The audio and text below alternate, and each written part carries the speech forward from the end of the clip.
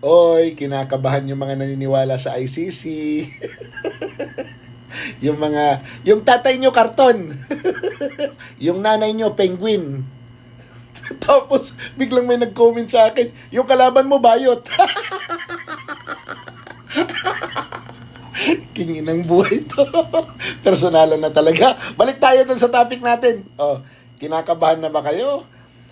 Kasi ang US ay nag-extend ng sanction at in-expand ito. Madaming freenies ang US.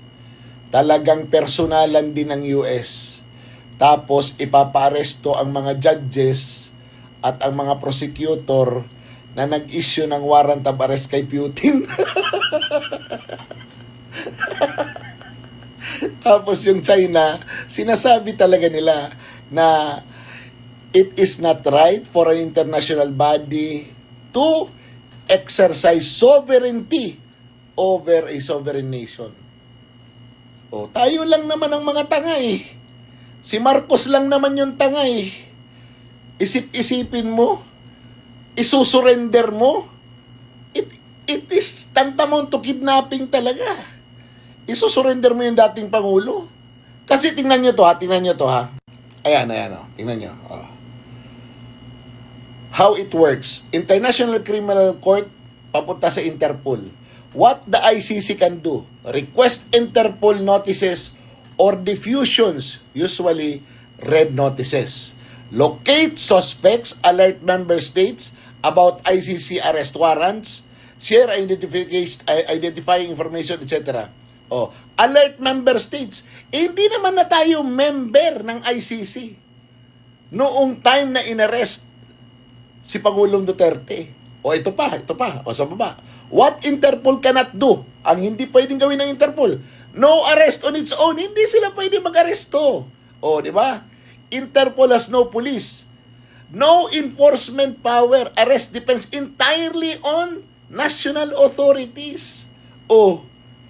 Tayo ang nag-aresto ng sarili nating Pangulo, dati nating Pangulo, at dinala natin sa daig. Napakalaking insulto sa ating mga Pilipino. King-ina talagang buhay ito. Tapos ang tatay nyo karton, nanay nyo penguin. Kalaban ko bayot. King-inang buhay ito talaga.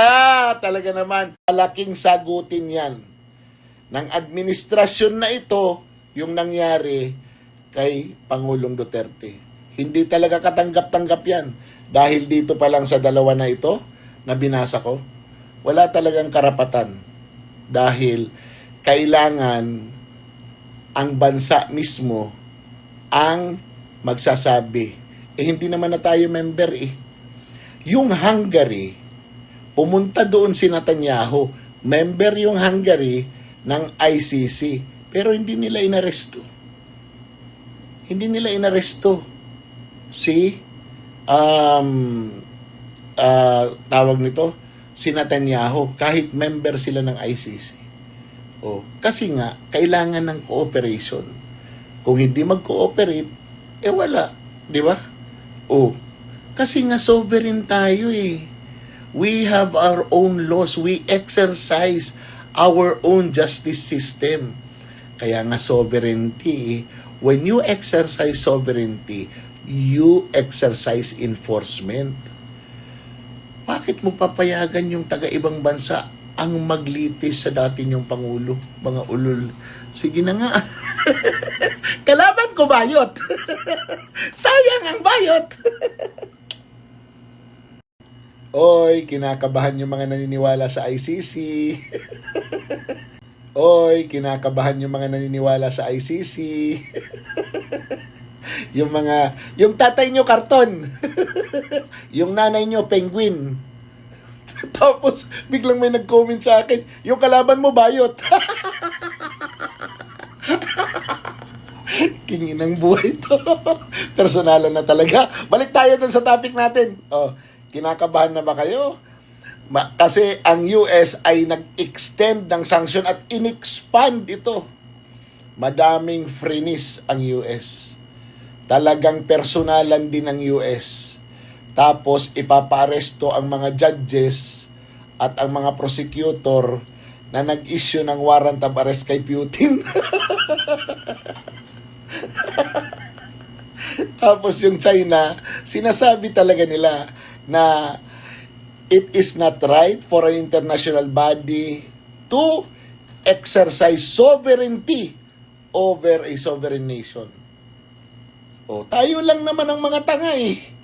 Si Marcos lang naman yung tanga eh. Isip-isipin mo, isusurrender mo, it is tantamount to kidnapping talaga. Isusurrender mo yung dating Pangulo. Kasi tingnan nyo to ha. Ayan, tingnan nyo. How it works. International Criminal Court, papunta sa Interpol. What the ICC can do? Request Interpol notices or diffusions, usually red notices. Locate suspects, alert member states about ICC arrest warrants, share identifying information, etc.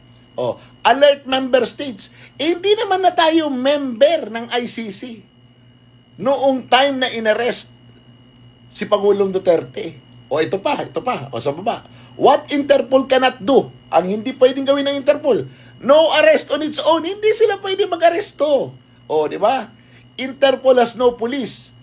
No enforcement power. Arrest depends entirely on national authorities. Tayo ang nag-aresto ng sarili nating Pangulo, dati nating Pangulo, at dinala natin sa daig. Napakalaking insulto sa ating mga Pilipino.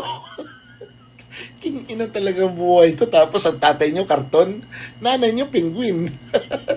Kalaban ko, bayot. King-inang buhay ito. Talaga naman. Malaking sagutin yan ng administrasyon na ito yung nangyari kay Pangulong Duterte. Hindi talaga katanggap-tanggap yan. Dahil dito pa lang sa dalawa na ito, na binasa ko, wala talagang karapatan. Dahil kailangan ang bansa mismo ang magsasabi. Hindi naman na tayo member eh. Yung Hungary, pumunta doon si Netanyahu. Member yung Hungary ng ICC. Pero hindi nila inaresto. Si tawag nito, si Netanyahu, kahit member sila ng ICC. Kasi nga, kailangan ng cooperation. Kung hindi mag-cooperate, wala. Di ba? Kasi nga sovereign tayo eh. We have our own laws. We exercise our own justice system. Kaya nga sovereignty, when you exercise sovereignty, you exercise enforcement. Bakit mo papayagan yung taga-ibang bansa ang maglitis sa dati niyong Pangulo? Mga ulol. Sige na nga. Kalaban ko bayot. Sayang ang bayot. Oy, kinakabahan yung mga naniniwala sa ICC. Kinakabahan yung mga naniniwala sa ICC. yung tatay nyo karton. Yung nanay nyo penguin. Tapos biglang may nag-comment sa akin, yung kalaban mo bayot. Kingin ng buhay to. Personalan na talaga. Balik tayo dun sa topic natin. Kinakabahan na ba kayo?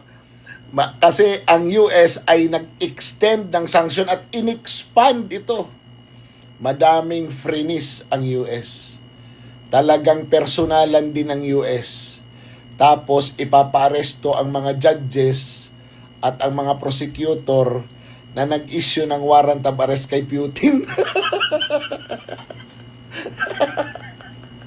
Tapos yung China, sinasabi talaga nila na it is not right for an international body to exercise sovereignty over a sovereign nation.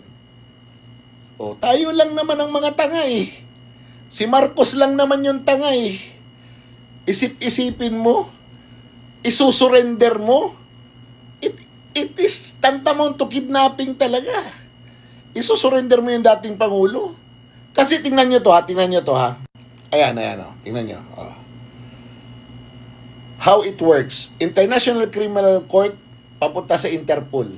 What the ICC can do? Request Interpol notices or diffusions, usually red notices.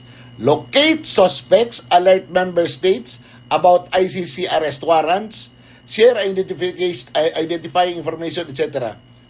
Alert member states. Hindi naman na tayo member ng ICC noong time na inarrest si Pangulong Duterte. Ito pa. Sa baba. What Interpol cannot do? Ang hindi pwedeng gawin ng Interpol. No arrest on its own. Hindi sila pwede mag-aresto. Di ba? Interpol has no police. No enforcement power. Arrest depends entirely on national authorities. Tayo ang nag-aresto ng sarili nating Pangulo, dati nating Pangulo, at dinala natin sa daig. Napakalaking insulto sa ating mga Pilipino. King-ina talagang buhay ito. Tapos ang tatay nyo, karton. Nanay nyo, penguin. Kalaban ko, bayot.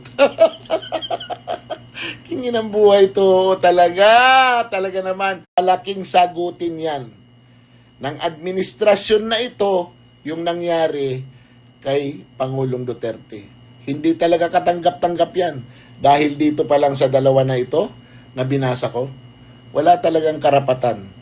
Dahil kailangan ang bansa mismo ang magsasabi. Hindi naman na tayo member .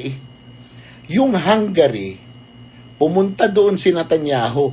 Member yung Hungary ng ICC. Pero hindi nila inaresto. Hindi nila inaresto si tawag nito, si Netanyahu, kahit member sila ng ICC. Kasi nga, kailangan ng cooperation. Kung hindi mag-cooperate, wala. Di ba? Kasi nga sovereign tayo . We have our own laws. We exercise our own justice system. Kaya nga sovereignty, when you exercise sovereignty, you exercise enforcement. Bakit mo papayagan yung taga-ibang bansa ang maglitis sa dati niyong Pangulo? Mga ulol. Sige na nga. Kalaban ko bayot. Sayang ang bayot. Kinakabahan yung mga naniniwala sa ICC.